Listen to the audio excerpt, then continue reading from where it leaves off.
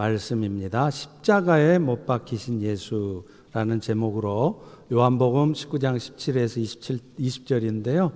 제가 먼저 읽고 같이 교독하면서 말씀 나눌게요.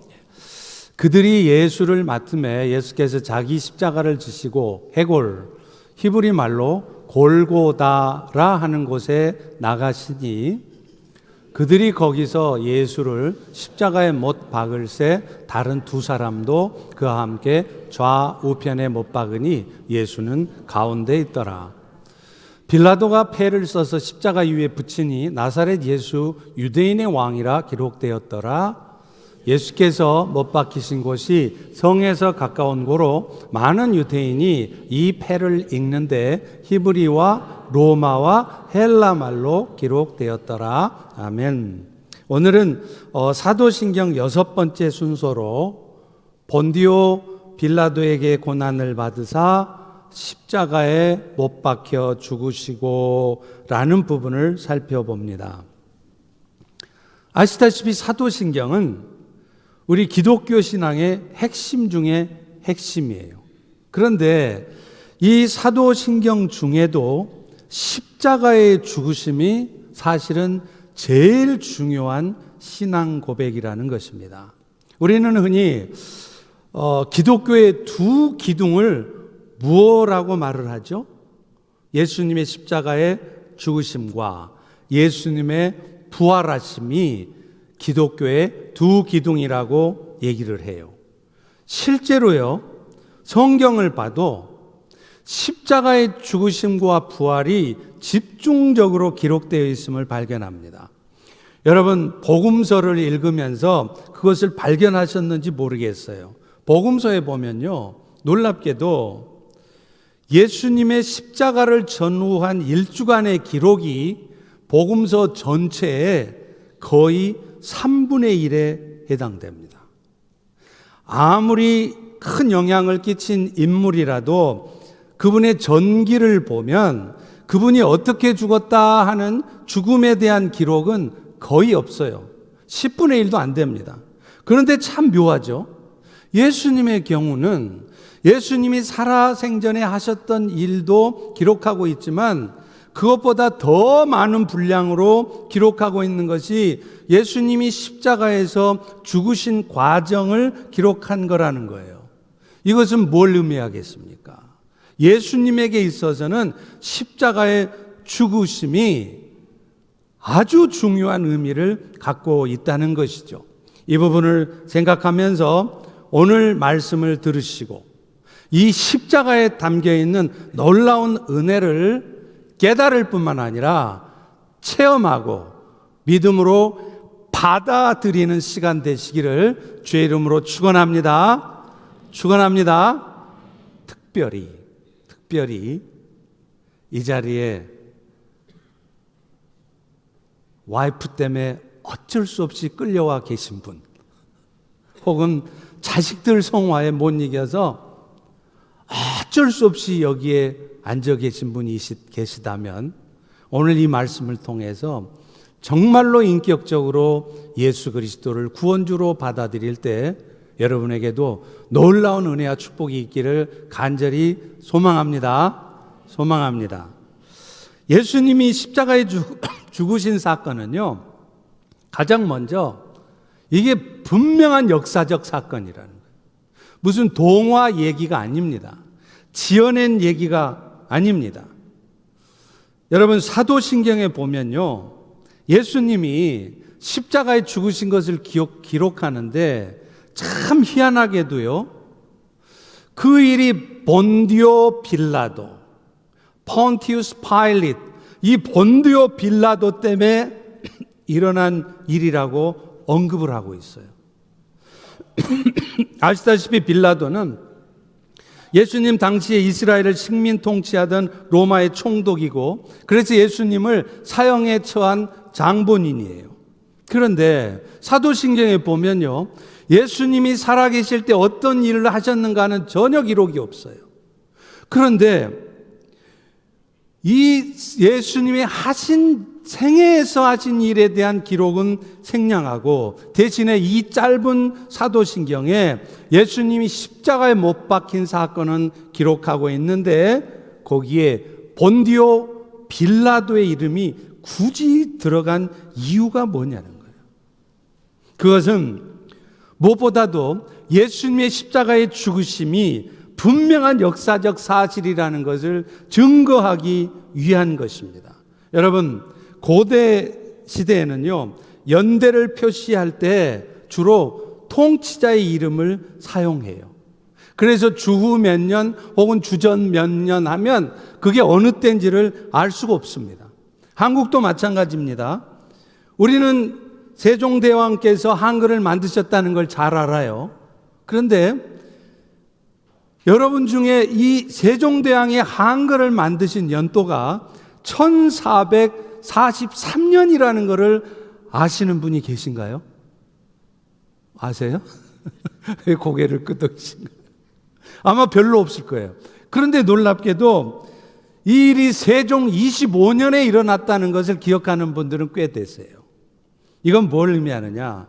본디오 빌라도의 이름을 통해서 예수님이 실제 인물이고 예수님이 십자가에 못 박힌 사건이 분명한 역사적 사실이다.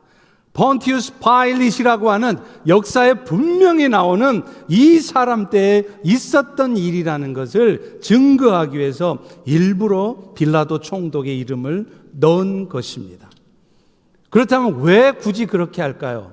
많은 사람들이 예수님을 신화적 인물로 치부하는 경우가 있다는 거예요. 아까도 말씀드린 것처럼 예배 자리에는 나와 있어요. 신앙생활은 해요. 그런데 예배 드리는 이유가 뭐냐면 가정의 평화를 위해서요. 와이프가 성화를 해대니까, 자식들이 막 밀어붙이니까 할 수 없이 나와 있어요. 그런데 예수님이 십자가에 죽으셨고 그 예수님이 십자가에 죽으심 때문에 내가 영원한 생명을 얻었다는 거 별로 관심 없습니다. 그저 좋은 목사님 말씀 듣고 마음 편해지고 선하게, 행복하게, 편안하게 살기 위해서 예배 드리는 사람들이 있기 때문이라는 거예요. 어쩌면 이 자리에 앉으신 여러분 중에도 그런 분들이 있을 거라는 거예요. 그런 분들에게 성경은 이 일이, 예수님의 십자가의 사건이 결코 지어낸 얘기가 아니다, 분명히 있었던 역사적 사건이라는 것을 증거하기 위해서 사도신경에 굳이 폰티우스 파일릿이라는 이름이 들어가 있는 겁니다. 실제로요, 그 진위 여부가 조금 확실하지는 않지만 지금도 영국의 박물관에 가면 이 빌라도 총독이 이 예수라는 젊은 청년으로 인해서 소동을 겪었다는 것을 로마 총독 시저에게 보고하는 그 편지가 지금도 있습니다. 그것은 뭘 말할까요? 예수님이 십자가에 죽으신 이 사실은 분명한 역사적 사실이라는 거예요. 지어낸 얘기가 아니라는 것입니다. 또 예수님은요, 십자가에 죽으실 때 어디 아무도 안 보는 산기슭에서 죽으신 분이 아니에요. 공개적인 장소에서 죽으셨다는 것도 예수님의 십자가의 사건이 분명한 역사적 사실이라는 것을 증거하는 겁니다. 오늘 본문 20절에 보면 예수님의 십자가의 죽으심은 공개 처형이었다는 것을 알 수 있어요. 예수께서 못 박히신 곳이 성에서 가까운 거로 많은 유대인이 이 패를 읽는데 히브리 말로 로마와 헬라 말로 기록되었다, 이렇게 말해요. 여러분, 이 골고다 언덕이 어디 있느냐면요, 예루살렘 성에서 저 먼 산기슭에 있는 게 아닙니다. 이 골고다 언덕은 바로 성문을 나가자마자 그 대로변에 있어요. 그래서 마침 그때 6월절 절기를 지키러 온 지방에서 온 사람들, 심지어는 타국에서 온 사람들, 왕래하는 예루살렘 시민들이 다 예수님의 십자가의 죽으심을 자기 눈으로 다 목격을 했다는 겁니다. 그것뿐입니까? 예수님이 십자가에 죽으실 때 예수님의 머리맡에 붙여진 죄패가 있었잖아요. 그런데 그 죄패에는 왜 하필 그 로마 당시의 공용어인 라틴어로 쓰면 될 것을 히브리어, 라틴어, 헬라어로 3개국어로 쓰였을까요? 나사렛 유대인의 왕이라고 왜 세 나라 말로 썼냐는 겁니다. 이건 역시 예수님의 십자가의 사건이 역사적 사건이라는 것을 온 천하에 알리기 위한 것이었습니다. 물론 이것은 로마 당국이 일벌백계 차원에서 식민지 백성들에게 경고하는 목적이 있었습니다. 그러나 이 모든 것들은 결국 하나님께서 세상의 모든 사람들로 하여금 예수님의 십자가는 분명한 역사적 사실이며 그 예수님의 십자가의 죽으심 때문에 누구든지 영원한 생명을 얻을 수 있다는 것을 알리시려고 굳이 그렇게 하셨다는 것입니다. 오늘 이 자리에 앉아 계신 여러분 중에도 혹여 예수님의 십자가의 사건을 지어낸 얘기나 동화 속 얘기로 생각하신 분이 있었다면 오늘 말씀을 통해서라도 예수님의 십자가의 사건은 가짜가 아니구나, 예수님이 우리를 위해서 죽으신 것이 분명한 일이구나, 그렇게 믿음으로 받아칠 수 있기를 축원합니다. 자, 그렇다면 왜 예수님은 십자가에 못 박혀 죽으셨을까요? 예수님의 십자가의 대속의 죽으심을 통해 온 인류가 구원을 얻도록 하기 위함이었다는 겁니다. 로마 병사들에게 넘겨진 예수님은요, 온갖 모욕과 고통을 당하셨습니다. 오늘 이 자리에 앉은 여러분들 중에도 세상 살기 참 힘들다, 나는 왜 이런 모욕스러운 일을 겪어야 되며 왜 이런 수치스러운 일을 겪어야 할까 속상한 분들이 계실지 모르겠는데요, 예수님은 죄도 없으시면서 여러분들과는 비교할 수 없는 모욕과 고통을 당하셨고 십자가에 못 박혀 죽으셨습니다.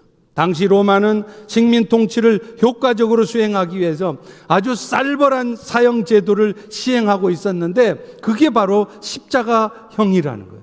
그래서 십자가는요, 인류 역사상 가장 잔인한 사형 제도였다고 말합니다. 그래서 아주 법치주의를 주장하고 아주 엄격하고 스트릭한 철학자였던 키케로도 이런 말을 했어요. 절대로 사람을 사형에 처할 때 십자가의 처형만은 해서는 안 된다는 거예요. 왜냐하면 십자가에 달리면은요, 바로 죽지도 않습니다. 수일 동안을 조금씩 피를 흘리면서 갈증과 고통 가운데, 말할 수 없는 고통 가운데 죽기 때문인 것입니다. 또 당시에 예수님의 십자가형이 집행된 장소는요, 여러분 잘 아시죠? 골고다예요. 그런데 이 골고다라는 말이 히브리어로는 해골이라는 뜻입니다. 이 골고다가 라틴어로는 갈바리아라는 단어를 쓰는데요, 이 갈바리아에서 여러분이 잘 알고 계시는 갈보리, 캘버리라는 단어가 나온 것이에요. 오늘 17절에 보실래요? 그들이 예수를 맡으며 예수께서 자기의 십자가를 지시고 해골, 히브리 말로 골고라라 하는 곳에 가시니. 그런데 여러분, 왜 하필 예수님이 십자가에 죽으신 그곳 이름을 해골이라고 지었을까요? 아니, 예수님은 왜 많은 곳 중에 하필 해골이라고 이름 지어진 그 골고다에서 죽으셨을까요? 그곳이 골고다, 해골이라고 불려졌던 이유는 사람들이 그곳에다가 임자가 없는 시체들을 버려서 해골들이 많았기 때문에 붙여진 이름이라고 말합니다. 한마디로 말하면 그 골고다는 사람들이 얼씬도 하고 싶어 하지 않는 아주 더러운 저주의 장소였다는 거예요. 그런데 예수님은, 하나님의 아들이신 예수님은 사람들은 아예 가고 싶어 하지도 않는 그 가장 더러운 곳, 저주받은 곳, 그 골고다에서 십자가에서 죽으신 것입니다. 그러면 죄 없으신 하나님의 아들 예수는 왜 하필 골고다 언덕 그 더러운 곳에서 저주의 십자가에 못 박혀 죽으셨습니까? 예수님은 온 인류를 구원하시기 위하여, 아니 이 자리에 앉아 계시는 여러분을 구원하시기 위해 십자가에 죽으셨다는 거예요. 우리 모든 인간은요, 죄인입니다. 1살도 안 되는 갓난쟁이도 다 죄인이에요. 왜냐하면 날 때부터 아담으로부터 죄악된 본성을 갖고 태어나고요. 그래서 순간순간 늘 마음속에 죄악된 생각을 품어요. 그것뿐입니까? 때로는 사람들에게 칭찬의 말도 해요. 제법 좋은 말도 해요. 그런데요, 마음에 상처되는 소리 좀 들어보세요. 자존심 상하는 일 좀 겪어보세요. 금방 그 입술을 가지고 사람의 마음을 아프게 하는 아주 독살스러운 말을 뱉어내는 것, 그것이 바로 여러분들의 입이라는 겁니다. 그것뿐입니까? 좋은 척, 선한 척 하지만요, 결정적인 순간에 뒤통수를 치는 게 사람이에요. 자신에게 유익이 된다 싶으면 뒤통수를 쳐서라도, 사람을 배반해서라도 자신의 유익을 쫓는 것이, 그게 어쩔 수 없는 인간의 모습이라는 거예요. 그래서 예레미야 17장 9절은 여러분의 모습을 이렇게 한마디로 말합니다. 만물보다 거짓되고 심히 부패한 것은 사람의 마음이라. 그리고 인간들은요, 그렇게 죄악된 삶을 살다가 결국 어느 순간에 죽음을 맞이해요. 그리고 죽으면 모든 것이 끝나는 것이 아니라 죽는 그 순간부터 이 땅에 살면서 겪었던 어떤 고통스러운 일과도 비교할 수 없는 너무나도 고통스러운 삶을 죽지도 않고 영원토록 겪게 된다는 것입니다. 이런 인간의 비참한 운명을 바꾸시고자 오늘 예수님이 이 땅에 오셨고 십자가에 죽으신 거예요. 이사야 선지자는 이런 사실을 이미 예수님이 오기 700년 전에 예언을 해놓았습니다. 이사야 53장 5절과 6절에 보시면 예수님이 찔리심은 여러분의 허물 때문이요, 예수님이 상하시면 여러분의 죄악 때문이라.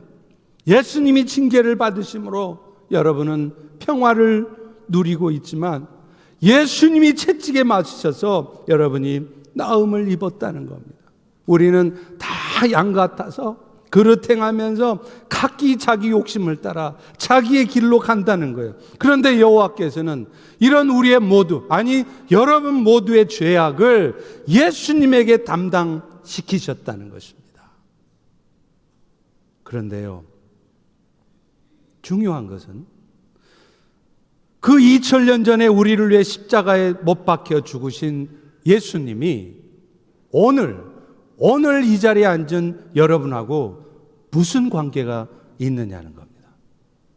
다시 말하면요, 아무리 예수님께서 그 십자가의 고통 가운데 인류를 위해서 대속의 죽음을 당하셨어도, 또 이 자리에 앉아있는 여러분이 아무리 머리로는 예수님의 십자가의 사건 내가 들어서 잘 알아, 예수님이 우리 때문에 십자가에 죽으셨다며 그거 다 알아, 아무리 여러분이 예수님의 십자가의 사건을 잘 알고 있어도 그 예수님의 십자가의 은혜를 내가 여러분이 믿음으로 받아들이지 않으면 그 예수님의 십자가의 사건은 아무 소용이 없는 일이 된다는 것입니다. 십자가의 가치는 오직 그것을 믿음으로 받아들일 때만 의미가 있는 것입니다. 그래서 요한복음 3장 14절부터 16절은 이렇게 말씀하잖아요. 모세가 광야에서 뱀을 든 것 같이 인자도 들려야 하리니, 이것은 그 십자가에 매달려 있는 예수를 믿는 자마다 영생을 얻게 하려 함이라. 저를 믿는 자마다 멸망치 않고 영생을 얻게 하려 하심이라. 이렇게 쓰고 있다는 겁니다. 죄 때문에, 그 죄 때문에 결국은 사망에 빠질 수밖에 없는 인생들이지만 예수님을 구원주로 받아들이기만 하면 이 자리에 앉은 여러분 중에 어느 누구도 여러분이 지난날에 얼마나 잘못된, 얼마나 죄악된 삶을 살았든지 상관없이 누구든 그 예수님을 구원주로 받아들이면 그 순간 여러분은 죄사함을 받고 영원한 생명을 얻는다는 것입니다. 이 세상을 살아가는 동안에도 하나님과 교통하는 가운데 그분의 도우심 가운데 살아갈 수 있게 될 것이고, 무엇보다도 세상 떠날 때 영원한 지옥에 떨어지지 않고 영원한 천국에 갈 수 있다는 것입니다. 사랑하는 성도 여러분, 그러므로 오늘 우리가 이 땅에 사는 동안 우리가 생각할 수 있는 가장 중요한 일은 무엇일까요? 여러분의 삶에 있어서 지금 제일 중요한 일은 무엇입니까? 내가 이제 시작한 이 비즈니스가 어떻게 하면 잘 되게 할까? 내가 어렵사리 들어간 이 직장에서 내가 얼마나 열심히 일해서 이제 높은 자리에 올라갈까? 그게 중요할까요? 내 자식 열심히 공부시켜서 SAT 좋은 점수 받고 또 액티비티도 많이 해서 좋은 점수로 좋은 대학에 가는 것, 그것이 여러분 인생의 가장 중요한 일일 것 같습니까? 아닙니다. 여러분의 인생에 있어서 가장 중요한 일은 예수 믿고 그 영원한 생명을 얻는 일이에요. 아십니까? 지금 이 시간에도 전 세계적으로 수많은 사람들이 죽어가요. 통계에 의하면요, 하루에 몇 사람이 죽는지 아십니까? 하루에 170만 명이 죽습니다. 이 말은 하루에 170만 명이 지금도 지옥으로 떨어지고 있다는 겁니다.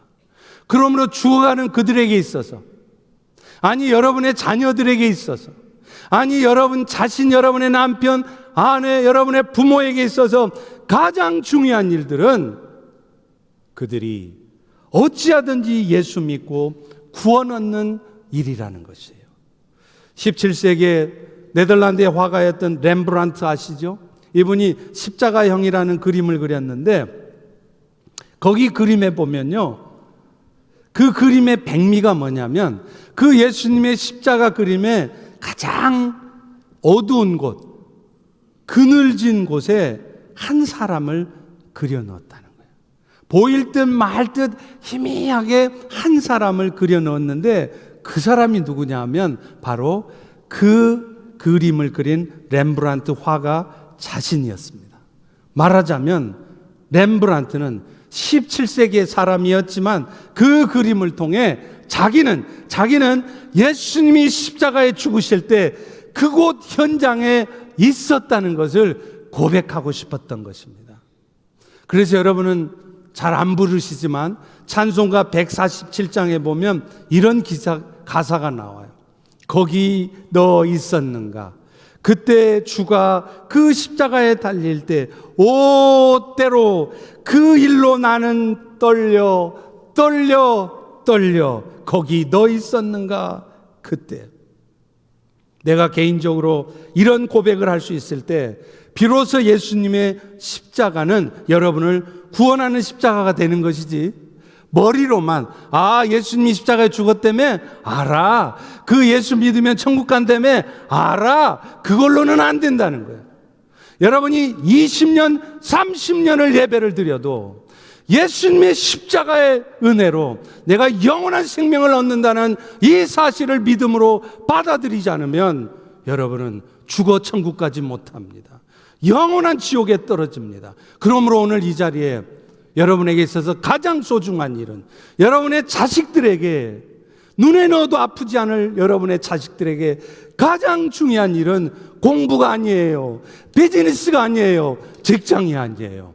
하루라도 빨리 그 아이들이, 그분이 예수님의 십자가의 은혜를 믿어 구원을 얻는 것인 줄로 믿습니다. 여러분이 자주 들어서 알고 계시겠지만 저만 해도요, 예수님을 곱게 믿지 못했어요. 아주 고통스럽게, 아주 어렵게 예수를 믿었습니다. 제가 얼마나 강팍한 사람이었으면 그랬겠습니까? 마음은 유들유들한 것 같고 부드러운 것 같지만 제 속마음은 아주 강팍한 사람이에요. 그러니까 저 같은 사람은 보통으로 해서는 예수를 안 믿으니까 아예 두들겨 잡은 겁니다. 그야말로 죽음의 문턱에 가서야, 그제서야 저는 예수님을 받아들였습니다. 그런데 예수님을 믿고 나서 이제 내 남은 인생을 어떻게 살까 고민하는데요, 그 남은 인생을 어떻게 살까 결정하는데 중요한 기준이 하나 있었습니다. 어차피 이 땅의 삶은 언젠가는 마치게 되어 있는데, 그리고 죽음 후에는 영원한 천국이 있어서 주님과 함께 거하는 삶을 살게 된다는 것이 분명한데, 그렇다면 내가 이 땅에 남아서 내 남은 인생은 어떻게 사는 것이 가장 의미 있는 일일까? 너무나 답은 분명해졌습니다. 남은 인생 주를 위해 열심히 살다가 가되 이왕이면 가장 직접적으로 주님을 섬길 수 있는 목사가 되자, 그렇게 결정을 한 것입니다. 저는 지금도 제 인생에 있어서 가장 축복된 일은 제가 사경을 헤매는 가운데서 예수님을 구원주로 받아들일 수 있었다는 것입니다. 오늘 이 자리에 앉으신 여러분에게 있어서 여러분 인생의 가장 축복된 일은 무엇이었습니까? 여러분이 생각지도 않은 좋은 결과를 하도 좋은 대학에 간 것이었습니까? 여러분의 자식들이 생각지도 못한 결과를 얻은 것, 그것이 여러분에게 가장 축복된 일이었습니까? 아닙니다. 여러분이 어떤 과정을 거치던 어느 순간 예수가 구원주로 믿어져서 영원한 생명을 얻은 것, 그것이 여러분 인생의 가장 축복된 일입니다. 제 인생에 있어서 실수도 하고 잘못도 합니다. 그런데 제 인생에 있어서 가장 잘한 일이, 저는요, 목사가 되기 위해서 신학교를 간 것이라 생각합니다. 물론 목회자의 길 쉽지 않습니다. 다른 직업을 가진 사람들을 보면 시간이 갈수록 점점 일이 쉬워진다고 그래요. 그런데 어찌된 일인지 이 목회라고 하는 것은 그 반대인 것 같아요. 갈수록 어려워지는 것 같아요. 그런데요, 그럼에도 불구하고 저는 목회자의 길을 간 것 절대로 후회하지 않습니다. 제가 이 목회자의 길을 가다가 어느 순간 죽음을 맞이한다 할지라도 저는 그 길을 절대 후회하지 않습니다. 사실 솔직히 말씀드리면요, 저는 이 자리에 앉아 계신 여러분 중에 죄송하지만요, 어떤 분도 부럽지 않습니다. 여러분 중에 제가 부러운 사람은 죄송하지만 한 사람도 없어요.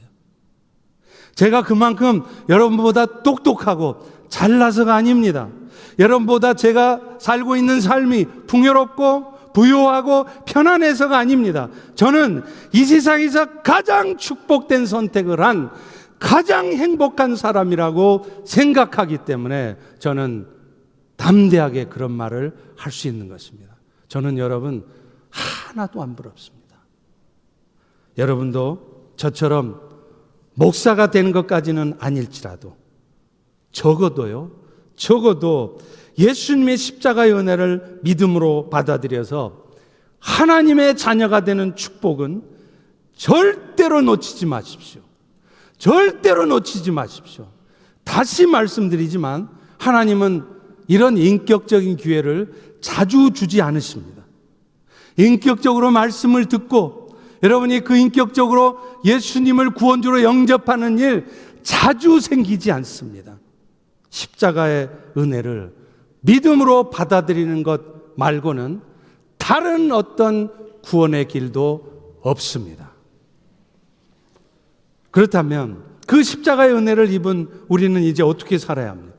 한마디로 십자가의 은혜에 합당한 삶은요, 하나님께 영광 돌리는 삶이에요. 우리 따라서 해보겠습니다. 하나님께 영광 돌리는 삶, 그것이 내 삶의 목표다. 고린도전서 6장 19, 20절에 말합니다. 너희는 너희 자신의 것이 아니래요. 값을 주고 산 것이 되었으니 그런즉 너희 몸으로 하나님께 영광 돌리라. 여러분, 예수님은요, 십자가에 죽으실 때 피값을 지불하신 거예요. 하나님의 아들의 피, 그 고귀한 피를 흘리셨어요. 누구 때문에요? 여러분 때문에. 여러분이 죄와 사망에 빠져 있지 않도록 그 고귀한 피를 흘려서 피값을 지불하고 여러분을 사탄으로부터 사신 것입니다. 고대 사회에서 주인이 노예를 사기 위해서는 속전을 지불해야 하는 것과 같아요. 그러므로 이제부터는 여러분의 인생이 여러분께 아니에요. 우리를 핏값 주고 사신 주님의 것입니다. 그렇다면 우리가 그 주님을 위해 하나님의 영광을 위해 산다는 것, 그건 어떤 것을 말할까요? 우리는요, 하나님의 영광을 위해 산다 그러면 어떤 삶을 떠올리느냐 하면 그저 세상 사람들이 다 부러워할 만한 것들을 다 이루어 놨어요. 그러고 나서 이 모든 것 하나님께서 하신 일입니다. 하나님께 영광 돌립니다. 이것이 하나님께 영광 돌리는 삶이라고 생각해요. 물론 그것도 하나님의 영광이 드러나는 일이긴 합니다. 그러나 하나님의 하나님께 영광 돌리는 삶이라는 것은 그게 아닙니다. 하나님의 영광이란, 잘 보세요, 하나님의 부요하심이 외적으로 드러난 것이고, 그 하나님의 가장 큰 부요하심은 하나님 때문에 여러분이 비즈니스를 잘하게 된 것도 아니고, 하나님 때문에 여러분이 높은 자리에 올라가게 된 것도 아니고, 죄 때문에 영원한 사망에 빠질 수밖에 없는 여러분들을 아무런 대가 없이 하나님의 자녀로 삼아주시는 새 창조의 은혜, 그것이 하나님의 영광이에요. 다시 한번 보십시오. 하나님의 부요하심이 외적으로 드러난 것인데, 하나님의 가장 큰 부요하심은 죄인이었던 여러분을 하나님의 자녀 삼아주시는 은혜라는 것입니다. 다시 말하면 십자가의 대속의 은혜를 통해서 죽음으로부터 건져주시는 것, 그게 하나님의 영광이 나타나는 것인데, 그것이 나를 통해, 여러분을 통해 그 일들이 이루어질 때 그것이 바로 하나님께 영광 돌리는 삶이라는 거예요. 여러분은 아마 식사하실 때 그런 기도 자주 하실걸요? 먹을 때나 마실 때나 오직 하나님의 영광을 위해 살게 해주십시오. 그런데 문제는요, 그 기도를 하는 사람 자신이 도대체 하나님께 영광 돌리는 삶이라는 게 무엇인지를 모른다는 거예요. 그저 세상적으로 잘 된 다음에 이게 다 하나님 준 축복이에요, 이렇게 말하는 게 하나님께 영광 돌리는 것이라 생각합니다. 그러니 오늘도 죽을 똥 살 똥 열심히 일해서 비즈니스 잘해서 돈 벌려고 하는 거예요. 오늘 또 직장에 출근해서 열심히 일해서 높은 자리에 가려고 하는 거예요. 왜요? 그렇게 해서 돈 많이 벌고 높은 자리에 올라가서, 이게 하나님이 주신 것입니다. 그리고 그것을 위해서 과감하게 예배도 안 드려요. 과감하게 성경 공부도 포기합니다. 섬기는 일 과감하게 포기해요. 그런데 미안하지만 그것은 하나님께 영광 돌리는 삶이 아닌 것입니다. 누군가가 여러분이 말하는 그런 모습을 보고, 여러분이 생각하는 것이나 행동하는 모습을 보고, 여러분 때문에 누군가가 하나님께 그 영혼이 돌이켜진다면 그것이 하나님께 영광 돌리는 것이에요. 여러분 비즈니스 잘해서 돈 하나도 안 벌어도 좋아요. 가난하게 사셔도 좋아요. 높은 자리에 안 가셔도 좋아요. 그러나 여러분의 삶의 현장에서 억울해도 속상해도 자존심 꺾고 힘들어도 내가 먼저 앞장서고 희생해서 그리스도의 사랑을 나타내면 그것이 하나님께 영광 돌리는 삶인 것을 믿으시기 바랍니다. 그렇기 때문에 하나님의 영광이 나타나려면요, 가장 먼저 여러분이 하셔야 될 일이 십자가의 복음을 전하기 위해서 애쓰는 삶을 살아야 한다는 거예요. 오늘 여러분은 얼마나 예수님의 십자가의 복음을 여러분의 입술로 전하고 계십니까? 한 달이 아니라 1년이 가도, 한 해가 가도 단 한 영혼에게라도 여러분이 믿는 예수, 여러분이 알고 있는 그 십자가의 복음을 전해보신 적이 있습니까? 로마서 10장 17절은 이렇게 말합니다. 믿음은 들음에서 나고 들음은 그리스도의 말씀으로 말미암는다는 거예요. 그리고 그 그리스도의 말씀이, 십자가의 복음이 세상 사람들에게 들려지려면 누군가가 그 말씀을 전해야 된다는 거예요. 그래서 로마서 10장 14절 15절은 이렇게 말씀합니다. 복음을 듣지도 못한 사람이 어떻게 믿습니까? 복음을 전하는 사람이 없는데 어떻게 사람들이 복음을 듣습니까? 복음 전하라고 보내심을 받지 않는데 누가 예수님의 말씀을 전합니까? 그래서 가장 축복된 발, 가장 아름다운 발은 건강한 발, 세상 것 다 쥐고 있는 발이 아니라 이 좋은 소식을 전하는 발이에요. 부상을 입고 다리가 부러져서 절뚝거릴지라도 그 발을 가지고 복음을 전하러 가는 발. 가진 것은 아무것도 없고 하는 비즈니스마다 다 실패하고 너무나도 부끄럽기 짝이 없어도 예수 그리스도의 복음을 전하는 발, 그 발이 아름다운 발이라는 것입니다. 십자가의 복음은 누구에게나 열려 있습니다. 근데 문제는 전하는 사람이 없다는 거예요. 여러분 자신이 잘 아잖아요. 한 달이 아니라 1년이 가도 한 번도 예수님의 십자가의 복음을 전하지 않습니다. 그러나 사실은 여러분 자신이 이 예수님의 복음을 믿게 된 것도 결국은 누군가가 전해준 십자가의 복음을 들었기 때문이 아닙니까? 여러분은 왜 오이코스 모임을 하시나요? 오이코스 모임을 하는 이유는요, 그저 믿음의 식구들이 함께 모여서 아주 즐겁고 아주 유쾌한 즐거운 시간을 갖는 것이 오이코스의 목적이 아닙니다. 말씀을 가지고 삶을 진지하게 나누면서 내가 왜 이렇게 복음에 합당한 삶을 살지 못했던가, 내가 왜 이렇게 욕심을 따라 살았던가, 그런 삶을 회개하면서 결단하면서 예수 그리스도의 복음을 아직도 듣지 못한 사람들에게 전하기 위해서 모이는 것이, 그게 오이코스 모임이에요.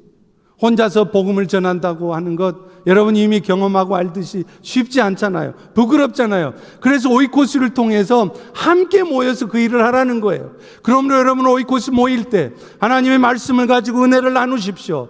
여러분을 더욱 성숙시키십시오. 그러나 오이코스의 궁극적인 목적은 그 은혜들을 가지고 이제 내 친척 형제 중에, 내 직장 동료 중에, 내 비즈니스의 파트너 가운데 예수 그리스도의 복음을 전하고자 다가가는 것이어야 된다는 것입니다.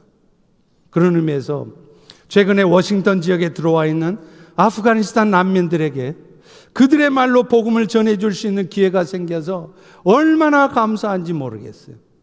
탈레반 정권이 이 아프가니스탄을 차지한 이후로 지금 미국에는 10만 명의 아프가니스탄 레퓨지들이 들어와 있어요. 캘리포니아에 4만 명, 달라스, 텍사스에 3만 명, 그리고 놀랍게 우리가 사는 이 워싱턴 에어리어에 6천 명의 아프가니스탄 난민이 들어와 있습니다. 그런데 너무나 감사한 일이 있습니다. 그 아프가니스탄 난민을 위해서 사역하고 계시는 이 축복 선교사님, 원래는 아프가니스탄에서 사역하셨잖아요. 그런데 추방당했습니다. 그래서 그리스에 가서 난민을 위해서 섬기시다가 지금 텍사스에 들어와서 이 아프간 난민을 위해서 섬기고 계세요. 그런데 이분이 저희 교회에 요청을 하셨어요. 그게 뭐냐? 아프가니스탄에서 피난 나온 무수한 사람들 중에 5명의 형제가 파키스탄에서 신학 공부를 했다는 거예요. 그런데 그들의 소원이 뭐냐? 자기들 나라 말로 페르시아어, 달리어로 예수 복음을 전해서 아프가니스탄 교회를 세우는 것이 자기들의 꿈이라는 거예요. 그래서 이 축복 선교사님이 이 미국의 선교단체 World Relief라는 선교단체가 있습니다. 그 선교단체를 통해서 이미 4명의 그 아프간 사역자들을 미국으로 초청을 했어요. 그리고 나머지 1명, 이 1명을 누구를 통해서 초청할까 기도하다가 펠로시 교회가 이 일을 하면 좋겠다 생각이 들어서 저희 교회에 이 요청을 한 것입니다. 미국 교회들은요, 눈치가 빨라요. 그래서 이게 얼마나 소중하고 의미 있는지를 알기 때문에 서로 앞다퉈서 그것을 내가 하겠다고 그래서 4명이 이미 다 초청이 됐어요. 근데 1명 남은 이 아프간 사역자를 하나님은 이 전미주에 4,000개, 5,000개가 넘는 한인교회 중에 저희 펠로시 교회에 그 기회를 주신 것입니다. 그럴 때 우리가 그 아프간 난민 들어오면 어떻게 될지 어떻게 알아? 위험해. 그 돈 들어가 힘들어. 그렇게 미뤄둬야 될 일일까요? 아닙니다. 하나님께서 이 귀한 축복을 주신 것을 감사하셔야 됩니다. 그래서 우리가 그 일이 이루어지도록 힘써야 되는 거예요. 여러분, 돈 뒀다 뭐 하십니까? 돈 뒀다 뭐 하실 거예요? 이런 일들에 귀하게 쓸 수 있어야 되는 것입니다. 그래서 내 물질을 드리고 내 시간을 내고 내 탤런트를 들여서 이 워싱턴 땅에 아프간 교회가 세워지는데 여러분의 삶을 드릴 수 있어야 돼요. 그것이 하나님께 영광 돌리는 삶입니다. 아프가니스탄에 20년, 30년 동안 선교사들이 들어가 사역을 했지만 회심자들을 10명도 구하지 못했습니다. 하나님께서 그런데 이 마지막 때 우리 주변에 6천 명의 아프간 영혼들을 보내주셨는데 우리가 모른 채 할 수 없는 것이에요. 저는요, 이 워싱턴 지역에 아프간 사람들이 자기 나라 말로 달리어로 예배를 드리며 예수 그리스도의 복음을 듣고 영혼 구원의 역사들이 있는 일을 생각만 하면 소름이 돋아요. 오늘 여러분들도 이 은혜에 동참할 수 있기를 소망합니다. 절대로 이 일은 쉽게 이루어지지 않습니다. 반드시 사탄의 방해 역사가 있습니다. 그러므로 우리의 기도, 여러분의 기도가 필요한 것입니다. 그런데 우리가 또 하나 알아야 될 것은 우리가 입술로 전하는 이 복음으로만 사람들이 예수를 믿는 게 아니라는 거예요. 사실은 삶을 통해 그리스도의 사랑을 보여줘야 돼요. 마태복음 5장 14절 16절도 그렇게 말하잖아요. 너희는 세상의 빛이라. 사람들이 등불을 켜서 등경 아래 두지 않고 등경 위에 두는데 그것은 그 등불이 집안 모든 사람들을 비치게 하려고 하는 것이다. 이와 똑같이 너희도 너희의 빛이 세상 사람들에게 비추어져서 그들로 너희의 착한 행실을 보고 아버지께 영광을 돌리게 하라. 결국은 뭡니까?